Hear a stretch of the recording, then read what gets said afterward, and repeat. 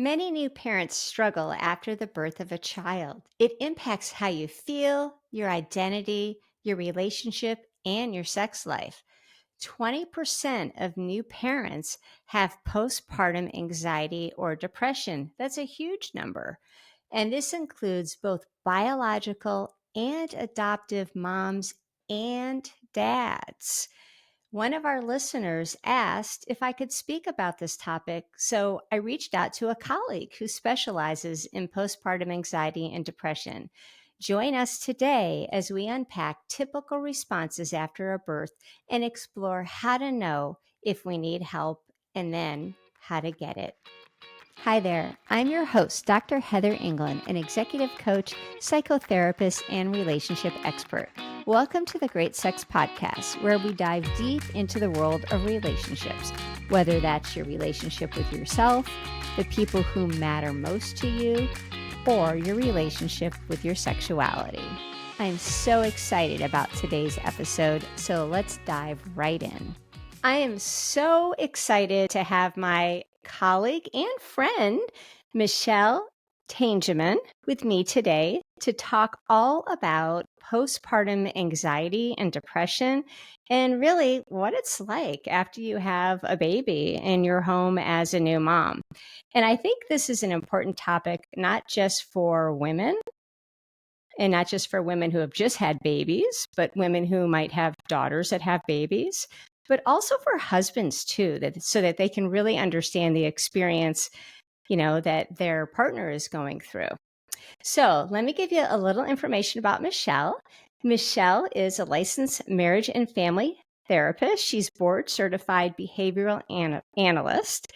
She has a private practice in the Los Angeles area, and she owns a business called Thriving Toddler, which helps parents to really be better at parenting their toddlers and their young children. She's also the co-host of a podcast called Parenting Understood, which just hit over 50,000 downloads, which is really pretty awesome for a podcast. So kudos to you, Michelle. That's great. Michelle has expertise in postpartum anxiety, depression, and she is a parenting rock star. So I am so excited to have her here today. I think she's the perfect person to help us wade through this topic. So welcome, Michelle. Oh, Heather, thank you so much for having us or having me. And thank you for that beautiful introduction. Well, it's heartfelt. I have the highest of respect for you, not just as a therapist, but as a business person too. And Oh, as a thank you, mom, Heather. because I've seen the things Oh, you do to raise your children. yeah. Yeah, it's quite the journey, isn't it? I know that you were there, right there with Yes, me. it is quite the journey. And I think this is such an important topic because, gosh, we have babies and everything changes in our life, and Mhm. for the good, it's really exciting. But things impact our relationship, not always in positive ways. We're tired. Mhm. Our bodies don't feel right at first. We've got this new human that relies on us 100%, and our hormones are all over the place. So it's really quite a period of adjustment for people. And some people can get through it pretty smoothly, and some people have more of a challenge with it. Absolutely. Absolutely. And I think that nothing can really, really prepare you. I think most women have an idea or they have an ideology that they're kind of holding on to, but nothing truly prepares you for the monumental change ahead and until you're there, until you're living it, until you're in the moment.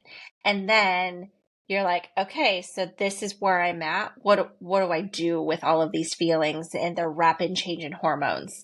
And that can be really challenging. And all the women I see in my private practice that I'm supporting through most postpartum mood, we're talking about these common topics that come up for most women.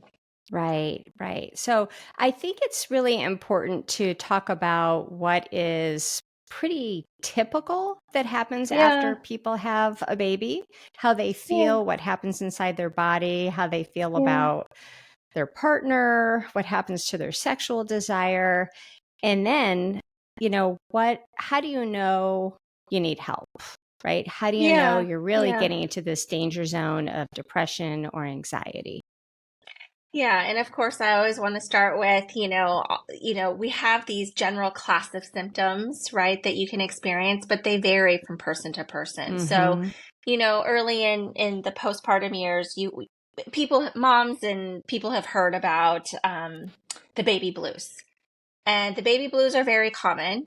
And then the symptoms are very similar, if not exactly the same, as postpartum depression. Mm-hmm. And really, the clearest difference is duration of symptoms. And so, Mm. baby blues, you can have the sad mood, maybe the irritability. Of course, most moms are trying to figure out breastfeeding, or they've decided they're not going to. Um, they may have experienced tremendous guilt, excessive worry, and fear. Mm-hmm. Social withdrawal naturally because you have to be Mm. home with the baby due to maybe vaccines or illnesses or whatever it may be. And so there's just natural isolation, Yeah. changes in appetite and sleep. And so those are true and universal for most women. Mm-hmm.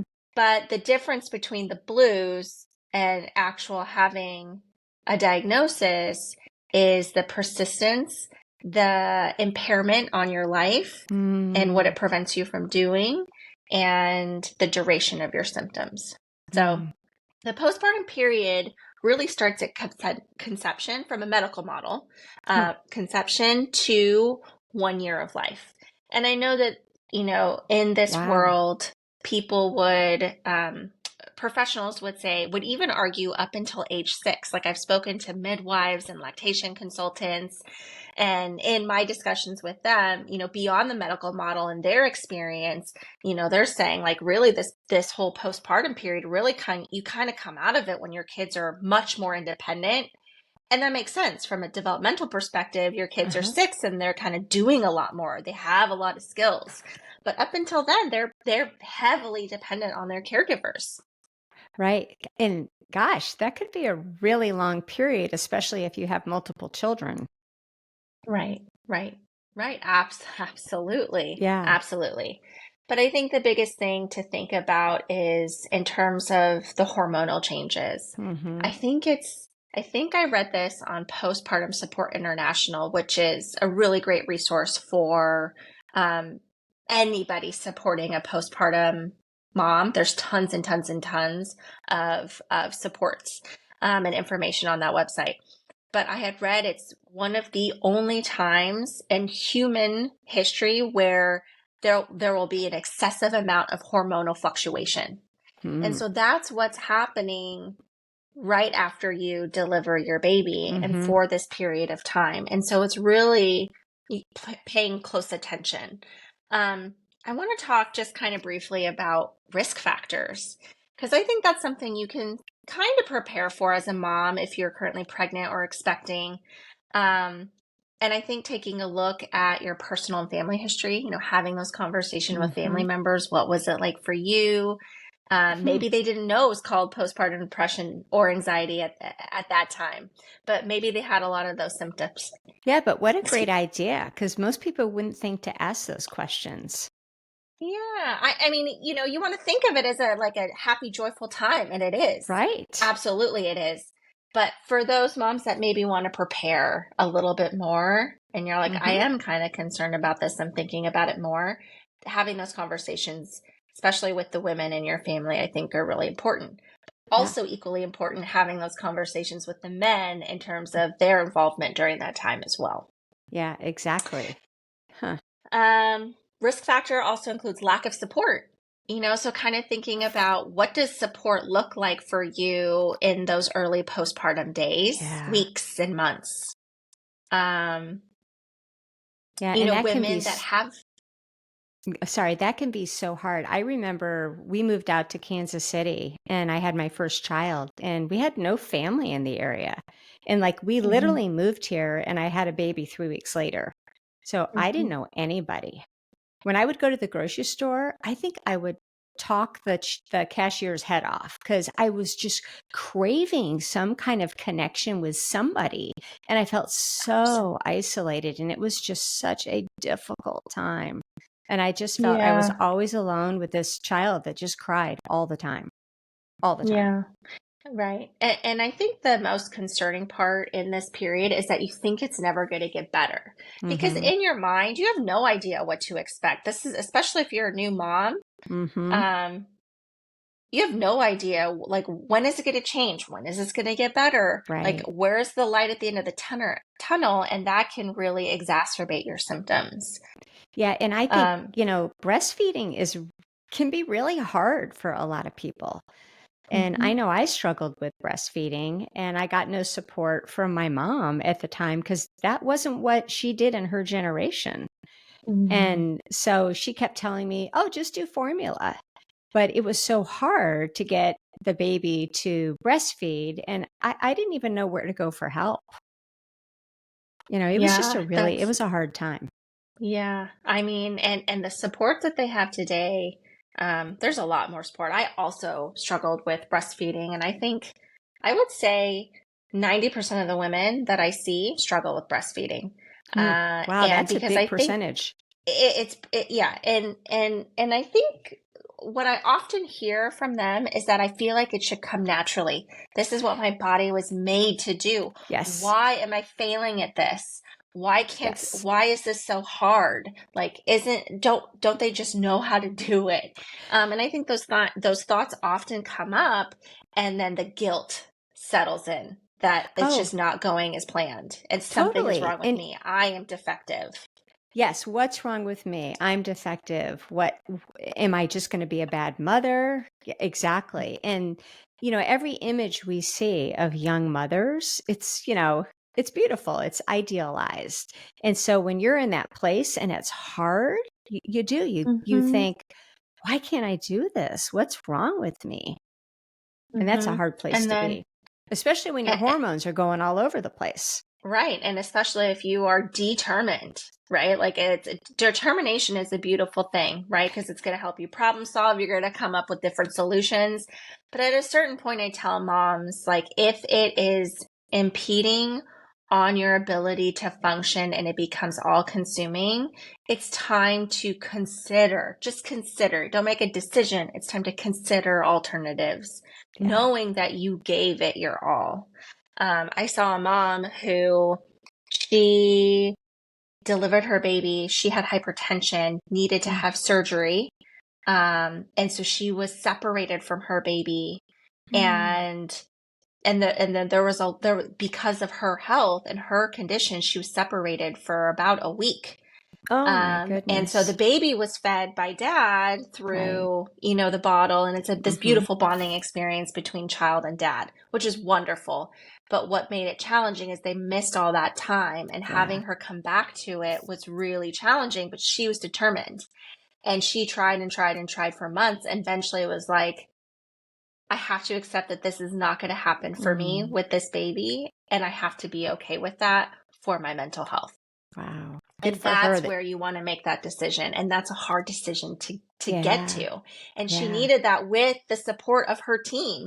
She was fortunate enough to have a team supporting her to help her get to that point. Mm. All right, so we said risk factors, family Yep. history, lack of support. So for women that were taking medication, when they stopped taking medication, that's obviously a risk factor. Mm. History of domestic violence and Mhm. abuse is a risk factor. And then history of pregnancy loss. So those Ah, are the risk factors to look for that might contribute or increase the likelihood that you may experience a postpartum mood disorder. okay. Well, okay, that's great. I love how you line that out. So let's Mhm. look at, you gave information on what to look for that takes you Mhm. from what's typical to what then could be a problem. Okay. Mhm. So you said duration. So, Duration. Yep. So, like beyond that 2 weeks, if you're experiencing the sad mood, the irritability, lack of joy and pleasure, not looking forward to the future, feeling extensive amount of guilt over everything, excessive worry and fear, social withdrawal, and appetite and sleep disturbances are the major ones. So, if you're okay. experiencing that for long periods of time, your mental health is certainly going to take a hit, and it's time to get additional support. Okay, so 2 weeks. Yep. Wow. So I know it's how not a lot of time. no, it's not. That's what I'm sitting here Mm. thinking. And I'm thinking how many women actually are diagnosed versus how many women probably have postpartum anxiety or depression and just don't know. So, according to Postpartum Support International, 1 in 5 moms experiences a PMAD. A PMAD is Wow. any kind of postpartum or even perinatal period, you can experience these symptoms of depression and anxiety. So, 1 in 5 moms, that's 1 in 5 moms, and 1 in 10 dads. And the biggest risk factor for dads is if the mom is experiencing postpartum mood. Well, I love that you brought up that this can impact fathers too. Correct. And it's not just parents that give birth to children. These are also parents that have adopted babies. Hmm. So that is also factored in. Those numbers are factored in there. That's a lot of people. It's a lot of people. So how many people actually get help of that 20%? Yeah. How many Yeah, realize they have a problem?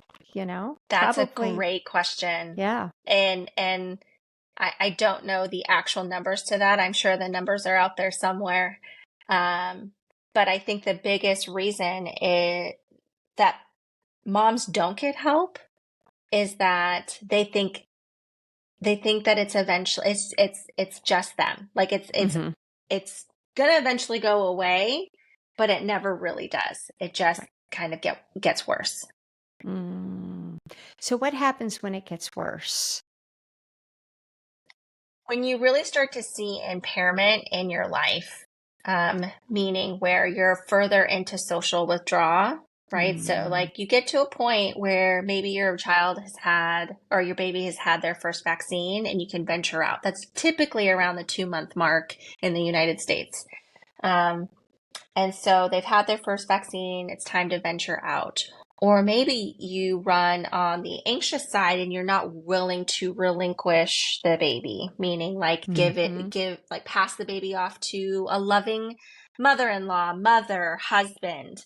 Um, I find that that's probably the biggest symptom or like red flag that I'm looking for is if you are kind of this idea of gatekeeping. I am in control of everything and I cannot relinquish that control. Therefore, I can't get enough sleep. I cannot socialize. I cannot do these things that creates that what we call impairment. And when there's impairment, then that is a problem.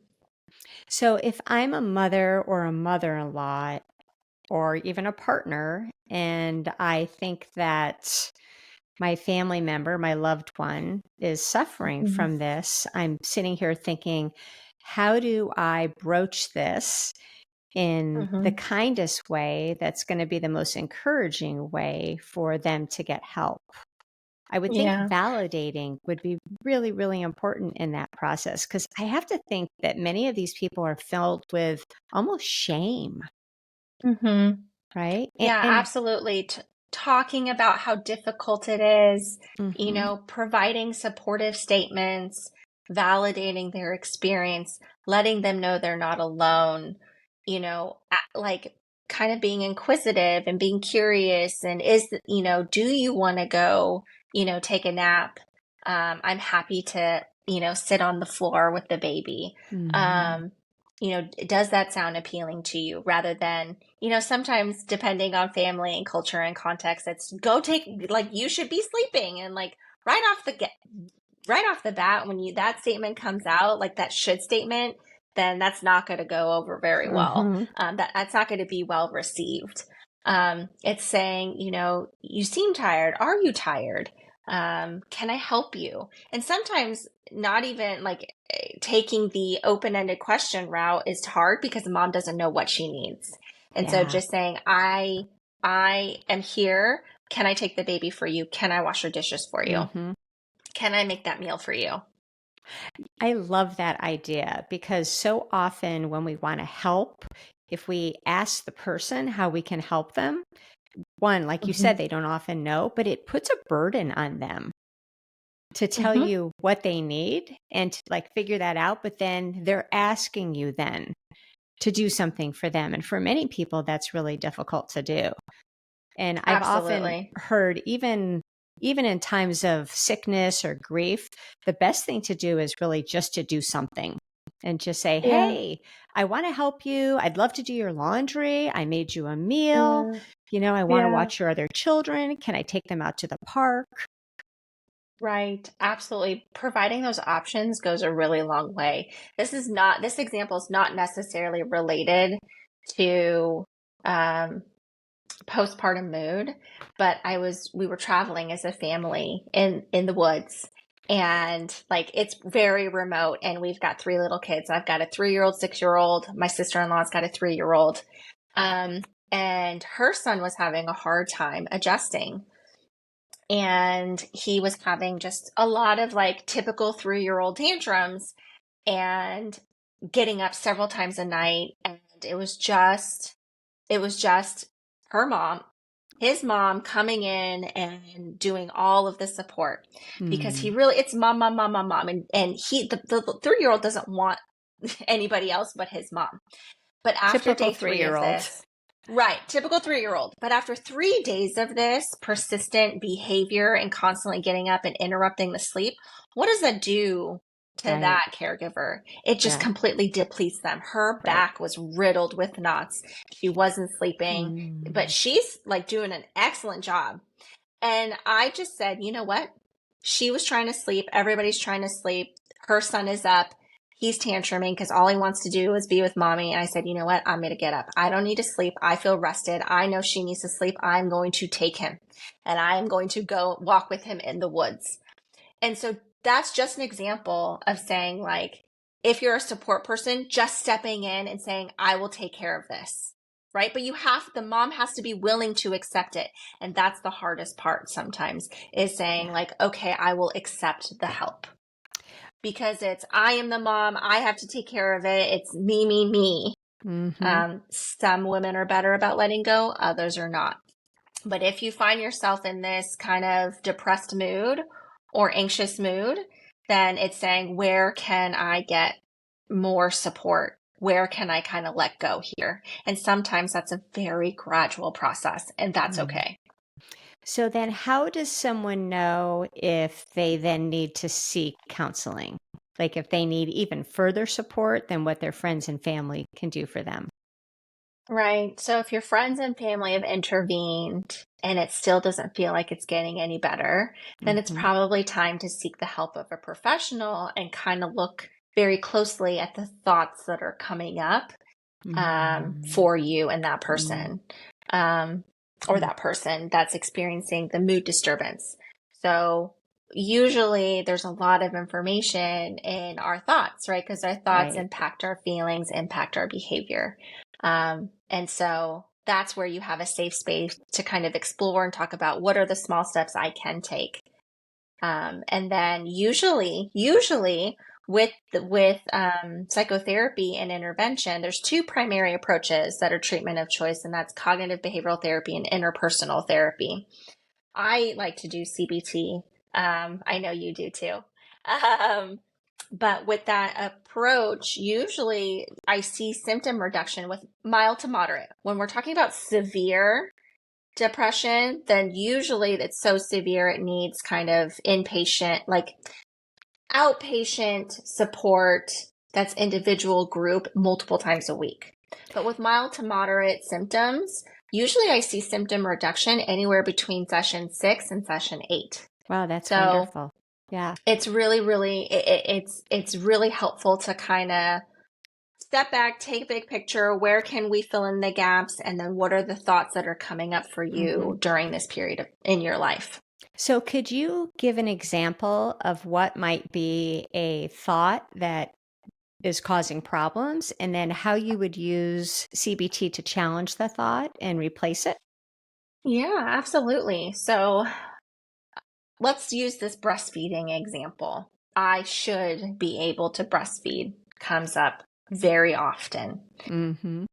And so it's working through this idea of, okay, what's the thought that comes up? Okay. And can you pinpoint the thought that's really driving the emotion from you, that's maybe bringing tears to your face? And then can you kind of give it a number? How severe does that symptom feel for you, or that feeling feel for you? Is it 100%? Is it more like a 50%? Is it 20% in that particular context? Context is very important. And then moving beyond that, it's talking about, okay, so what are some alternative thoughts that will challenge that you should be able to breastfeed? Well, breastfeeding doesn't necessarily come easy, actually, per the data, and that depending on the child's mouth, right, and their Mm-hmm. tongue, could something be going on with that? The latch, there are so many variables and factors to consider. Um, was the baby premature? That could play Mm-hmm. into it. So, what are some alternative, realistic ideas that are coming up?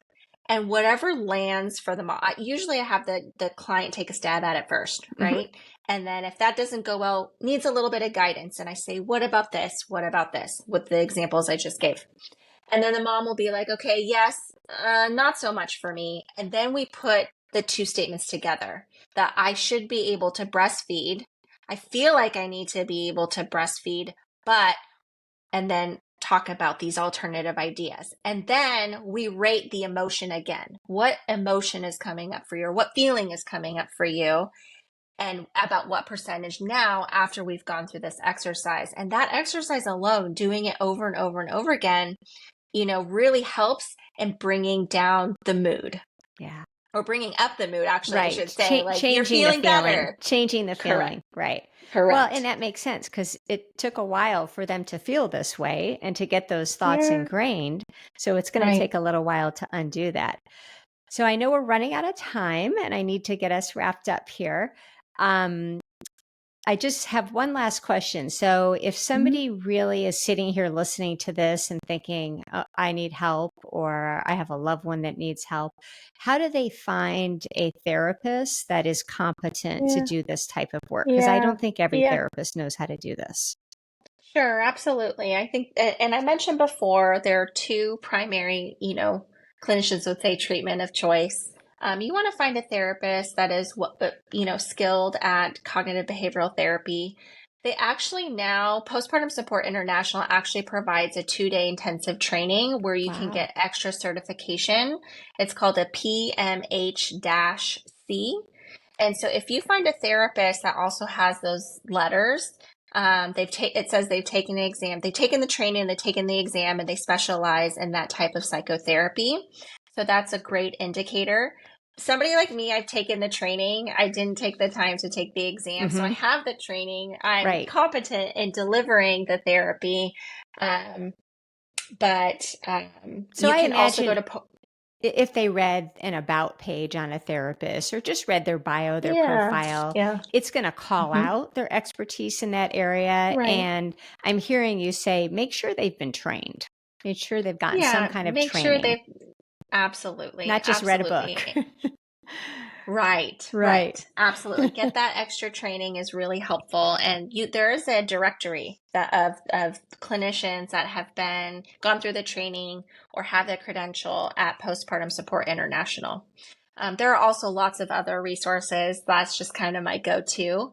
And then for, loved ones that are supporting a new mom, there's a great book called Beyond Blues, Understanding and Treating Perinatal and Postpartum Depression and Anxiety.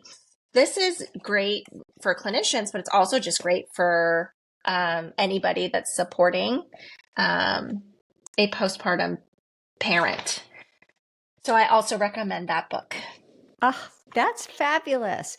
Well, I'm going to put in the show notes links to all of the references that you mentioned, the book, Postpartum Support International, I'll include links to find Michelle, to Thriving Toddler, because that is a great resource to check out.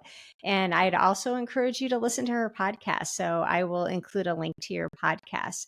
I so appreciate you doing this today, Michelle. I said in the intro, which you didn't get to hear me say this because I recorded it before we got together, but I actually had a listener ask for us to talk Hmm. about this subject, and I just think it's so important because we don't want Hmm. to minimize ourselves for just having baby blues because it's real. Hmm. It is real. It Yeah. really is. 1 in 5 moms. Remember that. One in One in five, that's a five huge moms. number. Wow. So It's a if you're huge one of those number. 1 in 5, please don't feel like you're alone. You're in really good Hmm. company. So Hmm. thanks again, Michelle. I really appreciate it. It was great having you on as a guest. Thank you, Heather, for having me. All right. Bye. Bye. Thanks for joining us today. If you know someone who would benefit from today's episode, please share it with them. And until next time, my wish for you is to create opportunities to nurture your self esteem and your love and friendship with your partner, along with adding an extra spark to your sex life. I'll see you next week. Take care.